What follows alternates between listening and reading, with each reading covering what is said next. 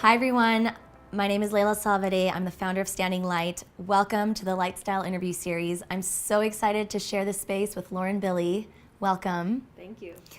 Lauren is a partner at the Big Quiet and MediClub and the co-creator of Cycles and Sex. Welcome. Thanks for having me. Thank you for being here. I'm so excited to shine a light on you today. So tell us a little bit about what you're doing right now with all of these amazing endeavors that are really helping so many people. Sure. MediClub and the Big Quiet is a community of thousands of New Yorkers who come together regularly to share meaningful experience. So Jesse and I facilitate events where people meditate for 15 to 20 minutes, which we think is an opportunity to kind of neutralize yourself and each other, kind of bring people to the same level. Totally. And then we have a performance, which is just because after you meditate, you're in a heightened state of awareness. So we like to bless people with really kind of raw music or art. And then we'll have some sort of share or speaker that really talks about something vulnerable. Lots of times in the same way that you do, shares some sort of darkness to then evoke light and strength. And then we open up the group into discussion where you talk to other people about your own experience with the topic. So we think that the sticky stuff that's happening is that people are kind of neutralizing, connecting to themselves, and then more vulnerably connecting to others, which just makes everyone feel amazing, and then go out into their lives and do better action. That's so incredible. So that's the kind of essence of what's happening at MediClub and the Big Quiet. And then Cycles and Sex is basically, it's a response to, it's for women, but it's for everyone. But for women first, to bring together all the information that has to do with our bodies and our majestic cycles, and give people the true options that they have at their fingertips, Eastern, Western medicine. Yes, so important. And just to allow people to have a better sense of autonomy over their well-being, informed choice over everything that they do in regards to their bodies. So we're throwing a massive event on April 30th in New York City, the first of its kind, to bring together all the thought leaders and innovators in the reproductive health space. Wow. And so everything from learning about how to have more comfortable sex to lobbying and filling out cards to send to the New York congressman, because the Reproductive Health Act is, because New York is not a safe state if Roe versus Wade were to be turned. Yeah. So like everything in between. Yeah. That's so needed, and thank you for doing that. Yeah. It's yeah. I mean, I recently also, I'm just starting that journey as well, because we're just given such minute options compared to what's really available, and I think it's such an important topic to shine a light on, really. So thank you for doing that. Yeah, you're welcome. How long? When was Cycles and Sex started? Just this fall. Oh wow. Yeah. Two amazing women who are doulas, who have a company called Brilliant Bodies, approached me to ask to help with this event. And then it's blown up, especially also since the election. It's just blown up to be bigger and more important and more vast. Of course. And we've gotten really great response. So we hope a lot of people come. Yeah. Oh, I bet they will. Wow. So share your journey a little bit, because everything that you're doing is so amazing and so needed. What would you say, what was the moment where it all kind of began? Where did you grow up? What inspired it? Yeah. It's interesting because I definitely feel like if I'm reflecting, I'm sure lots of people feel this way, but it's really been my life path that's led me to exactly where I am. Exactly. And it all makes sense, and I'm excited for what's to come, what's to continue to come. And I feel like as time passes, I become more aligned to exactly what my values are, and everything that I do reflects them. Yeah. I grew up in San Diego, California. I did have a lot of darkness as a child, and I ended up in a lot of trouble, and I ended up in a mental hospital at age 11, and I ended up struggling with drugs and alcohol at a really young age. So I was grappling with like purpose and the point of it all and a spiritual deficit at a really young age. And then, but as a result, and like it kind of felt as though I was going to die or like be saved or like, you know, find light. And I found light when I was 17, ended up getting clean and sober. And thanks. And that began my spiritual journey. So I'd say, I mean, like my spiritual journey, just meaning like seeking love and light and meaning and deeper understanding between the actions that I was doing, just kind of like a conscious way of life. Began then. And I'm 33 now. So it's been, and I mean, it's definitely not been easy, but it's been woke. I love it. It's been woke? Yeah. Oh my gosh. That's a modern, people say that about. I love that. I don't think I've ever heard that, to be honest. I've been like awake since then. Oh, wow. I love that.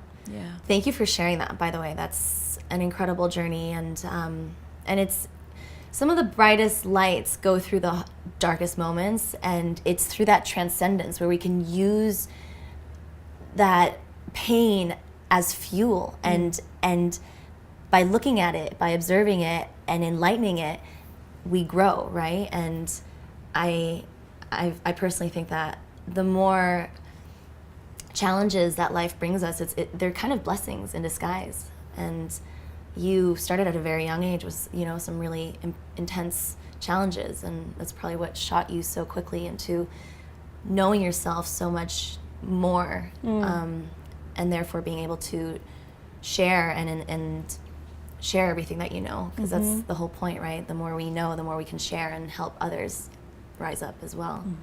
So thank you for doing what you're doing. Who would you say is your light hero?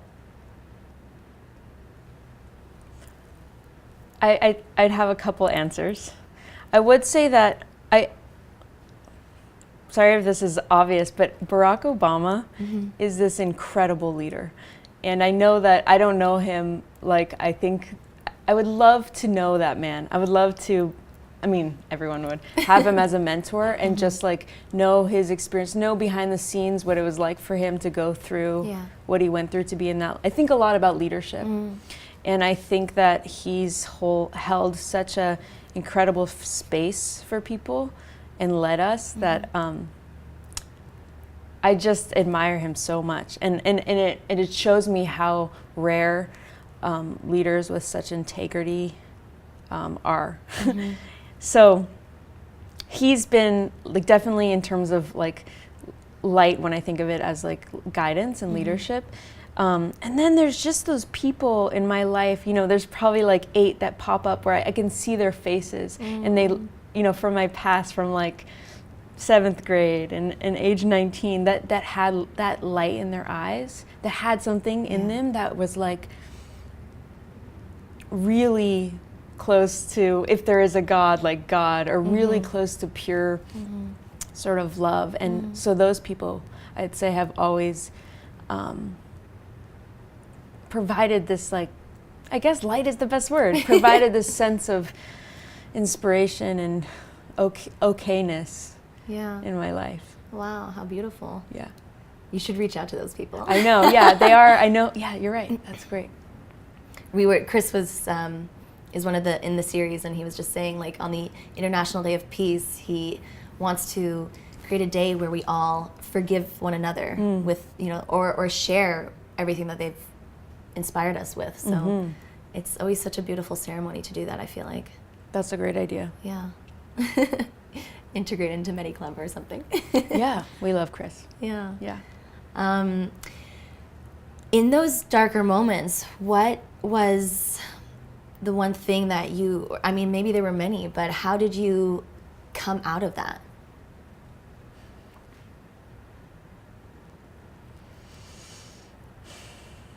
I think it's nuanced. Something that I would say is that through darkness, and to this day, what's really clear is that there's nowhere to run. Like it's me and me. At the end of the day, that's all I have. And you're not gonna fix it, and that thing's not gonna fix it, and buying something's not gonna fix it, and taking a drug or alcohol or getting attention, all of it isn't gonna fix it. And meditation is a tool for sitting with me. Right. So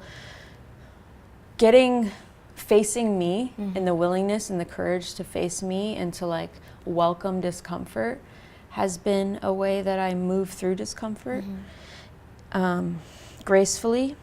And I can feel it in my body when I talk about it. It's not comfortable. I feel you so strongly. It's like, it's unbelievable. Yeah, you're light. Yeah, you're a powerful being. But also others, I mean, I still am, it's funny, maybe you relate, like I feel like I have this wisdom, this deep inner wisdom, but also I'm like a human, a young human who's like, so I'm both.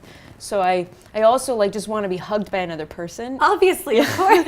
Or I want them to like pet my head and tell me I'm okay, even though I also know I'm okay, you know, and I don't need them. It's kind of like a mix of that. So I think also others have really helped me, have offered me like, you're not alone, even though when it comes down to it, it's just you. Like as you walk, we'll hold your hand and we'll join you on your journey. So there's all these moments of darkness where like the most significant people have just kind of made it clear that that they're with me and they see me. They're not trying to fix it, but that they're with me and they see me. They're just holding space. Yeah. Yeah. And I think what you're describing is this wisdom versus this young human body, or just young human. It's the inner child and the higher self, right? And I don't know, I mean, I don't know if you believe in multiple lives or past lives, but I think wisdom comes from the soul, you know, however many lifetimes we've lived, but we always have that inner child within us that we need to, then that's the me and the me, you know, where we need to tend to our inner child and nourish her or him and take care of him or her. I've been doing a thing recently where I put a little picture up of me up on like in my art, like above my desk, and I give it a kiss. Yes. Yeah. I do that too. I have I have a picture of myself as a baby, and I just the inner child work is one of my favorite practices. It's so powerful. There's so much there. Yeah. I mean, if you have discomfort or have some sort of pain that's coming up, you can always trace it back. Exactly. To stuff from the beginning. Exactly. It's so true. Yeah. There's always a source, right? And then you can there's like that choice point where either you go to the source or you numb it with something. Yeah. What is something that lights you up in this moment the most? In this period of my life? Yes. I'm currently I've always been this way, but I'm really interested in helping others. I'm really interested in making things more fair and bringing people together, especially people who are suffering. And so I'm most lit up when I'm in community with incredible leaders and people who are selflessly dedicated to helping others, which is hard to find. It is. And it's hard to stay that way myself in this world that's shaped to encourage me to be out for myself and to gain and work for money and for power. Scarcity model. Yeah. So when I'm in a group of abundance and generosity and collaboration for the good of others, for solving problems, that it makes me feel so good. And so if it all ended, I'm fulfilled, and if it doesn't, I'd love to do this forever. That sort of feeling. That's so beautiful. I love you said it so eloquently as well. Yeah, community is the way forward, and all these. It's so fun because being in New York, it's like there's so many of us creating that now. Different conscious dinner events or meditation studios and events, and it's all happening. It really is, and we're so conditioned to only see, especially with media, mostly all the darkness and this breakdown and hatred and all that. So I think there's a really beautiful movement going on, especially here in New York. Everywhere, but it's so condensed here. And I know I haven't been yet to MediClub or the Big Quiet, but I've been following you guys for a while, and I can't wait to go and just experience that magic there as well. Amazing. Yeah, you should come. I You're will. always welcome. Thank you. So the final question I would love to ask you is, what does LightStyle mean to you? I think it's for each human, or for a person to be aware. First, it starts with like an awareness about what their values are and what their values are, and then an integrity to sticking to everything that they do. We're human and we're going to make mistakes, but for the most part, everything that they do, or fixing mistakes, coming back to those values, sticking by those values as like, in this world of consumerism, as even like a brand filter.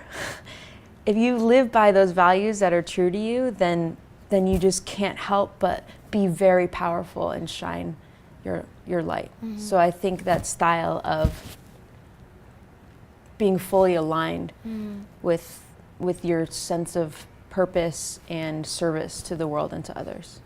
That's exactly what it means to me, actually. Thank you.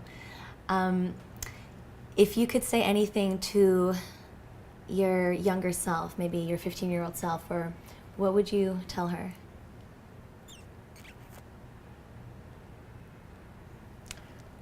It makes me want to cry. I know. God, that so much. I mean,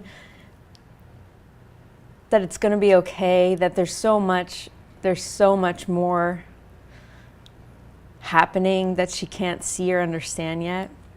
I would take her and I would show her so many, I would show her art and culture and give her fun stuff to do outside of the things that she knew. I would expose her to more and tell her that the world is big and she can contribute to it.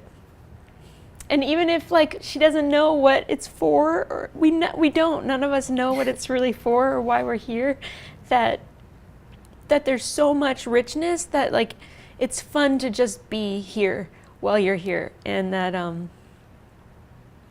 I would try and show her that richness and try and give her an opportunity to want to be part of it. Well, thank you so much for sharing that. And if we only were in that space more often with one another and with ourselves, imagine what we could create. That's just the ultimate space of love and forgiveness and openness. And thank you for sharing that. That was so beautiful. Sure. Yeah, and I believe, in this work that we're doing at MediClub and the Big Quiet and what you're doing, and I'm really interested in politics and in bringing this work and this kind of leadership to politics. But through vulnerability and through LightStyle, you can awaken it in other people that are more closed. And then we can have these beautiful, we are already living in that place, but we can have these beautiful exchanges with people that aren't there yet.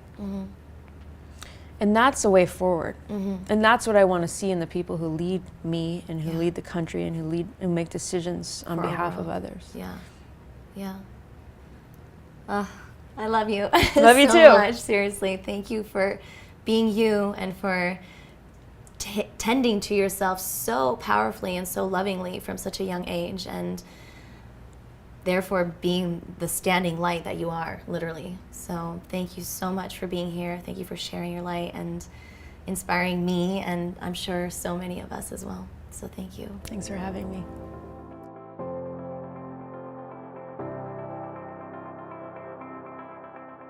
If you like this episode of the LightStyle interview series, please share with your friends and family, and don't forget to hit subscribe.